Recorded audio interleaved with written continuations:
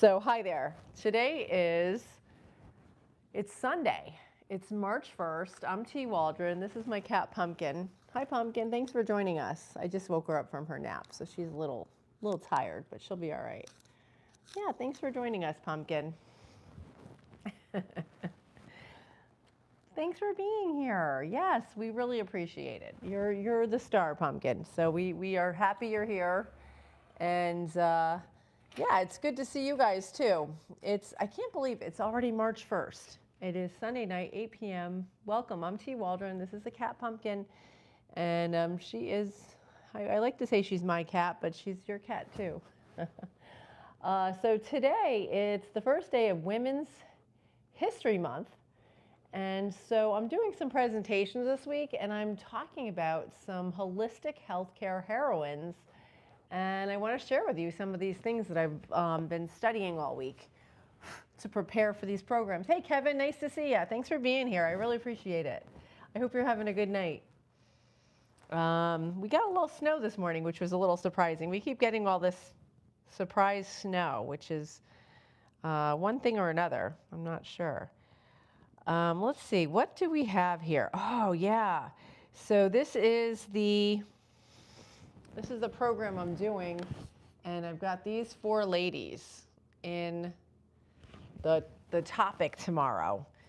I'm not doing this program tomorrow. I'm doing two other ones tomorrow, but then Tuesday I've got one, and then the rest of the week I've got a bunch of these. So I'd appreciate it if I could share these with you and see what you think. So one of the women, she wrote a book at 102 years old, and it was The 6 Secrets to Happiness.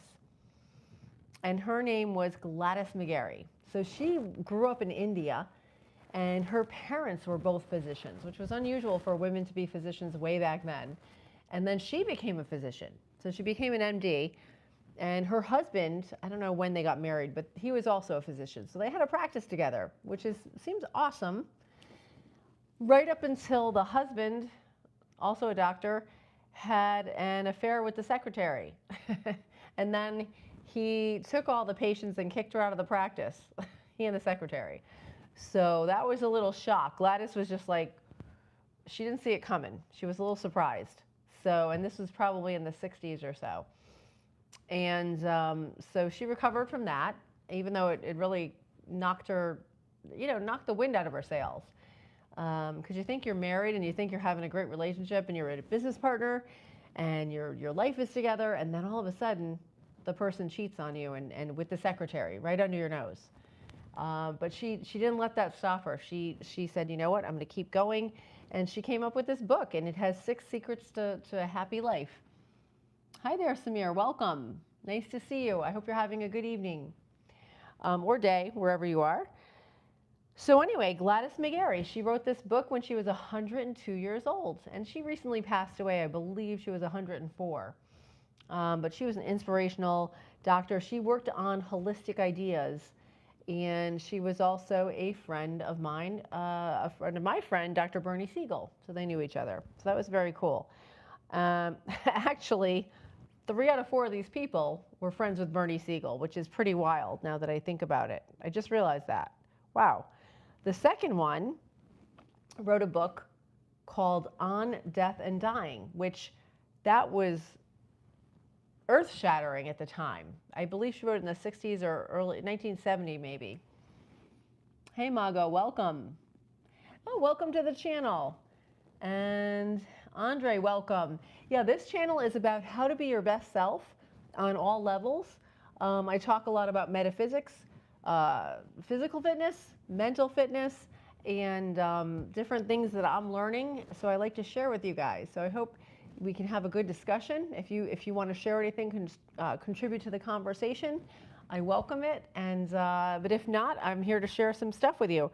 So Elizabeth Kubler-Ross, she wrote this book on death and dying way back. It was like 1970-ish. And it was the different stages of grief she included in that. So the first one is denial. I think there's bargaining, acceptance. Acceptance is the last one. And it was very helpful because we actually had this class when I went to high school, And we took a class called Death and Dying. And I'm like, this is really depressing. You know, as a junior in high school, you're 17 years old and you're taking this class about death. But then lo and behold, about a year and a half later, my grandmother passed away. So I was able to understand the process of recovering from losing her because we were very close. So it turned out that this class that I thought was kind of, you know, unnecessary and really dark was actually really beautiful and helpful. So so that was cool. And Bernie Siegel took classes with Elizabeth Kubler-Ross, and she did a lot of drawing. So she would say, what problem are you having? Draw a picture of it, and then she would interpret the drawings, and different things would have different meanings, different colors, different parts of the page would mean a different part of your life, the past, the present, the future. The numbers that you used, if you drew a certain number of trees or a certain thing, a position on the page, she would look at it and interpret this picture. And then Bernie also learned how to do that. So that's pretty cool that he happened to be an artist. He just wanted to learn how to deal with the death and dying of his patients because he didn't, you know, unfortunately he was a surgeon and he couldn't save everybody. So he was trying to process the whole thing of, you know, how do I as a surgeon, if I lose somebody, how do I keep going? But he was also an artist. So when he did these art projects with Elizabeth, it really resonated with him. So it's kind of amazing how things sometimes come together in a way that surprises you. And let me see what you guys are saying in the chat. Yeah, so let's see. Hi, Sam, welcome. Oh, and you're welcome for the welcome, Mago. Yeah, I'm glad you're here. And I believe everybody comes for a reason. You know, if you found this, there's millions of channels out there. I think it's meant to be. So hang out for a little bit and hopefully you can find something useful. Oh, thank you so much, Andrew. I appreciate that. Aw, thank you. Yeah. Oh, good evening, Art. Clients tell me they get through the stages except acceptance where they get stuck. Yeah, that's the hardest one, is to accept, right? Yeah, and this is Pumpkin, by the way. I have a mic on her because she's purring really loudly for you guys, and she's 17. She's here every day for the lives. That's why this channel is called Chatting with My Cat, because I usually just talk to my cat. But she likes to be here for you guys as well and send you guys some positive vibes. Right? Right, Pumpkin? Do you want to say yes? Nope, she's a cat. She does what she wants. Okay, so we just talked about Gladys McGarry, Elizabeth Kubler-Ross, incredible woman. And then she came out with a different process for grief, which I haven't learned yet. So I still have to put that in my talk. But I think what I'll do is I'll put this whole talk together and then put it on my secondary channel, which is it's for people that are looking to give presentations to either older adults or people that are learning English as a second language or people that just want to learn some things. So I'll put this whole thing together and probably post it on that. The third person who is very instrumental in, oh, there she goes, that was a beautiful healthcare heroine. Her name is Louise Hay. Now, she started out as a person who, she was studying sort of a metaphysical type of religion, and I don't know what it was called exactly. Oh, wait, I think I have it here in my notes. Let me see here. Louise Hay, and I'm sure you've heard of her. Yeah, she was dubbed the closest thing to a living saint by Australian media. She's known as one of the founders of the self-help movement, and she published a book, Heal Your Body, in 1976, before it was fashionable to discuss the connection between our brain and our health, and our thoughts and our health. And she came up with this.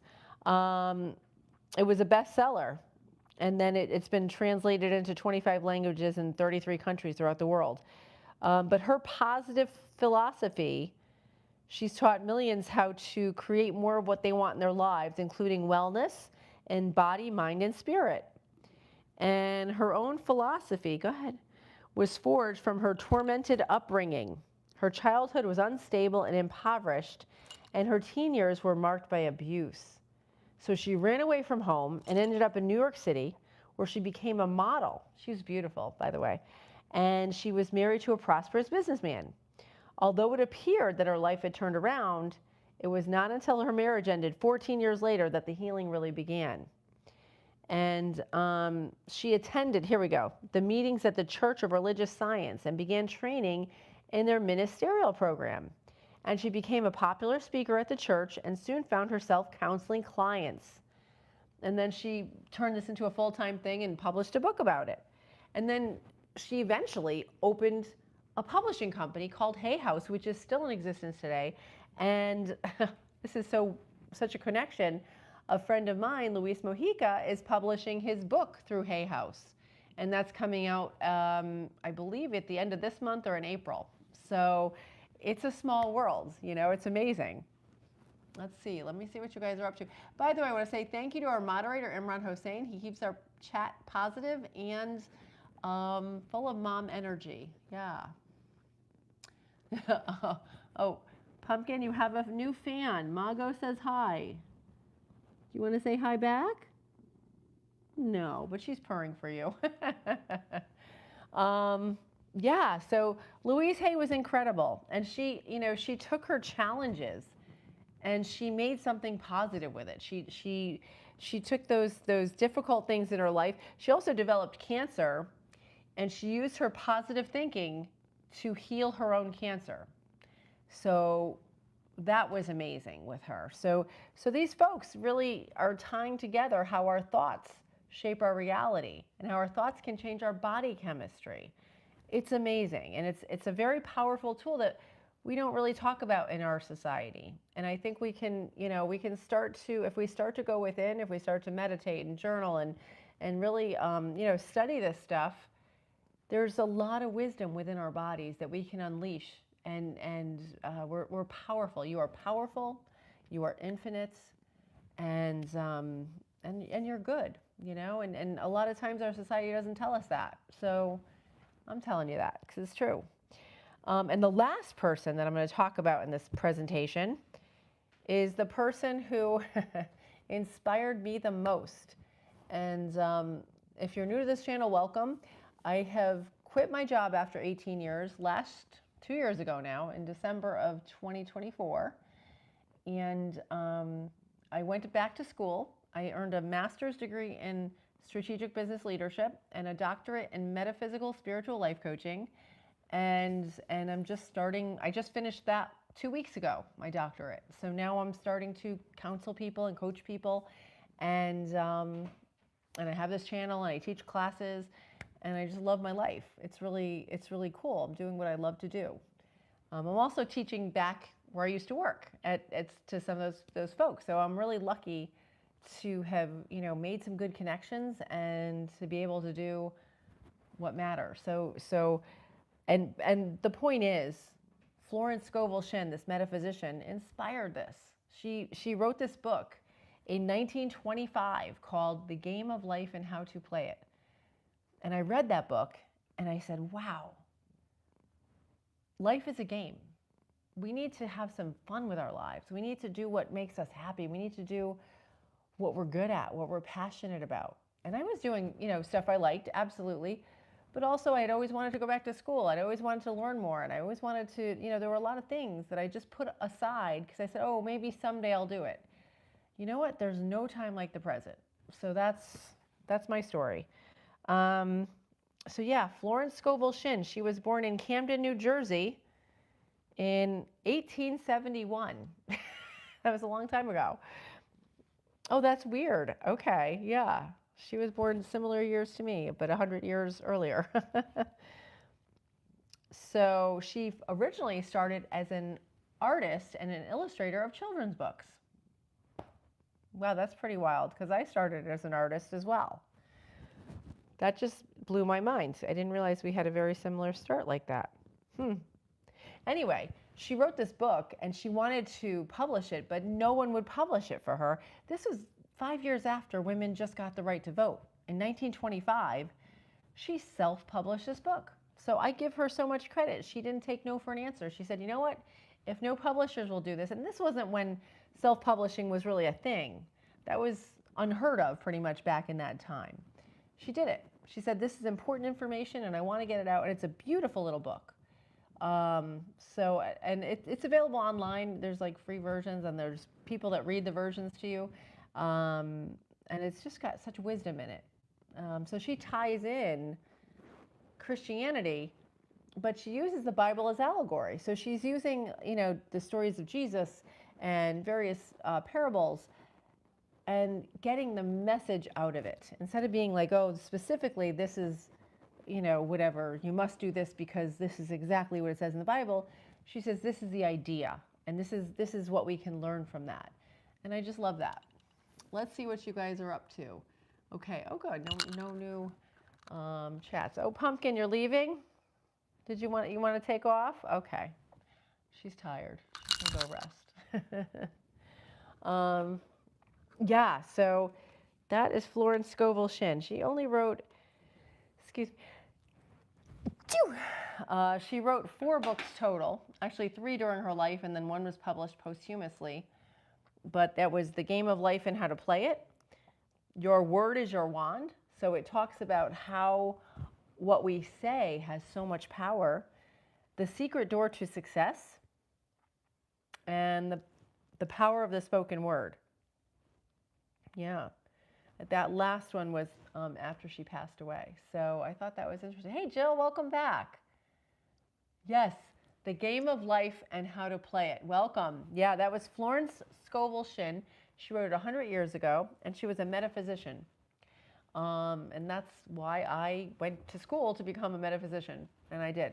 So she inspired me because I just thought she was so incredible. And basically, the idea of metaphysics is how our thoughts shape our reality, which they totally do. So we're not bodies with a soul. We're souls with a body. So we are basically souls, and then this body is just, it's here. But we're really souls. So that's kind of a slight shift in perception, or a big shift in perception. But anyway, so that's about it. I just wanted to share that with you. And I do have, let's see, back to Elizabeth Kubler-Ross. I have it here. The 5 stages of grief are denial, anger, bargaining, depression, and acceptance. And Art was saying that a lot of his clients have a hard time with the acceptance part. And when we think about life in a metaphysical angle, okay, we are limitless. We are infinite. We are eternal. So, it makes acceptance so much easier knowing that. So that's, just something to think about. Oh, and you know what? The second thing that Elizabeth Kubler-Ross came up with, and it's right here. I'm glad I just checked my notes. It's called the change curve. And I heard her son, who still continues her work, on an interview one day. And he said, people are stuck on those 5 stages of grief. He said, but really her later work was this change curve. And that is, feelings are not experienced in a strict sequence, nor do they always progress in a linear fashion. And the emotional journey can be cyclical with stages overlapping. And it's a non-linear progression of, denial, frustration, that could be, depression, experimentation, so you explore new ways to deal with the change, conscious decision making, so trying to adapt through making different decisions, and integration. So I guess instead of acceptance, it's integration. Maybe I don't like to accept it, but maybe I'll integrate this into my life. So it's a slightly different way of thinking, but it's along those lines. So I just thought I'd share that with you because that's also in here.